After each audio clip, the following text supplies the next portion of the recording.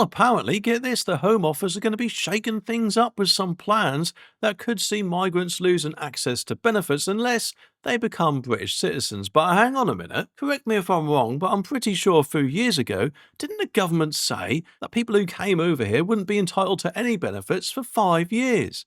But the mere fact that they're now saying they'll be losing access to benefits kind of implies that they're getting them already, doesn't it? I mean, I could be wrong, like I say, but it does appear that way to me. But Home Secretary Sabama Mahmood announced today that they'll be kicking off a new consultation to see if welfare should be just for full citizens, which obviously I think it should be because we're the ones who put tax into the country, eh? But not only that, but if we advertise that we're going to give migrants benefits, then wouldn't that just create some sort of magnet for them to come over here, adding to the other incentives they'll no doubt see that they have? And if it is just for full citizens, it's cutting off automatic access for foreign nationals once they get permanent status. Well, I don't know about you, but I think if people come over here, they shouldn't just sit on their bums and expect to get our benefits. They should get off their ass and actually go out and get a job. Of course, if they come here legally, I'm talking about. If people come here illegally, then they shouldn't even be in the country in the first place. But that aside, in the comments, she laid up all out apparently, saying that settling in Britain isn't a right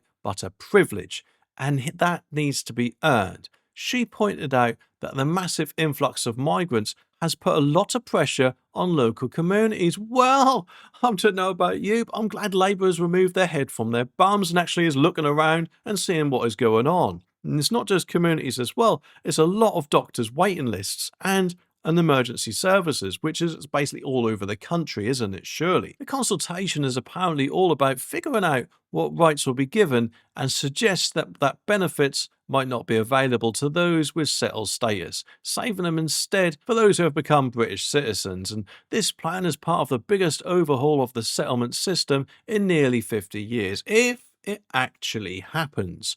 This is the problem, isn't it? Labour are in power. And they do appear to be doing belly dance and U-turns all over the place. So not only that, but Labour often seems to be quite lenient where it comes to migrants and illegal boat people and things like that, don't they? So quite worryingly, I don't think this will see the light of day. But you never know, do you? And Miss Mahmood also done the usual Labour thing by taking a bit of a dig at the Conservative government, calling their approach an open border experiment. Well, have you seen what's going on at the border since you've been in power, Labour? It hasn't exactly changed much. If anything, it seems to be getting far worse because migrants see Labour as a soft touch. But anyway, they see saying it's an open border experiment that brought in over 2.6 million people since 2021. And she wasn't too kind about the Boris way either, saying that minimum salary rules was slashed and the plan to fill just 6,000 care sector jobs ended up letting in a whopping 616,000, which, yes, it should never have happened, should it? Because it's, let's face it, a lot of people. And get this, over half weren't even working in the sector, but were relying on those who were, which I don't know about you, but they should have not been allowed to come over, in my opinion. But just what else is being proposed? Well, apparently under the new plan, the basic wait for settlement will double from 5 to 10 years, with strict rules on English skills, national insurance contributions, criminal records, and debt. And I'm sure quite a few of them we've heard before, but only the top performers like top taxpayers, global talent workers, and key public service staff apparently will be able to cut down on the wait time. There is also going to be some hefty penalties for those who have relied on Britain's welfare system. Apparently, if you've claimed benefits for less than a year, you'll face a 15-year wait for settlement. But get this, if you've been on benefits for over 12 months, you might have to wait 20 years. And illegal entrants could be looking at the longest delays, with a settlement pushed back to up to 30 years, even if they get lawful status another way.